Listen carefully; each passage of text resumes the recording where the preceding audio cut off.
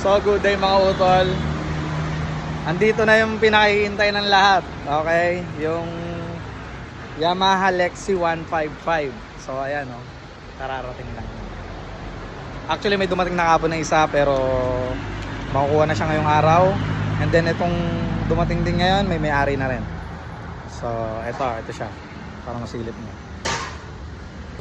Ayan yung matte green niya. Sa mga hindi nakakaalam, displacement mo niya is 155cc. Ang engine niya is for Aerox and NMAX standard. Parehas lang. Tapos, mahaba. Mahaba siya. Actually, mukha siyang NMAX na version 1. Tapos yun nga lang, ayan, pinagkaiba niya.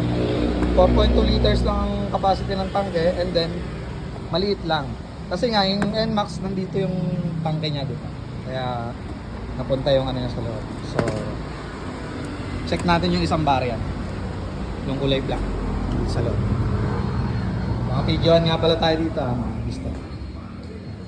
Meron na rin tayong Sniper 155 standard, yung mga nag-aarap na nakaraan.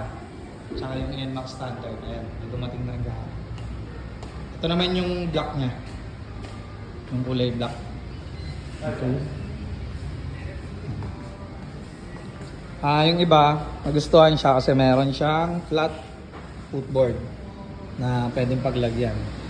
Then, ito nga lang, brake drum pa siya sa likod.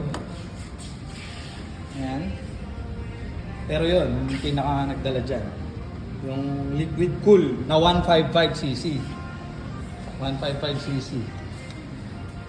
And then, ito yung sa outlet niya yan. USB type na siya. Wala pong keyless na ito para sa mga nagtatanong. Wala pong keyless. Talagang ano yan, susa. Tapos, digital panel po siya. Di pa siya naka-activate pero mamaya pa-release na siya. Ayan yung black version. Tapos, yung nasa labas naman, yung matte green. Parehas ng may-ari yun. Kaya kung may mga magpapareserve sa inyo, PM, comment down. Ayan, may mga nag-i-imperno sa labas. Yun lang muna sa ngayon mga utol.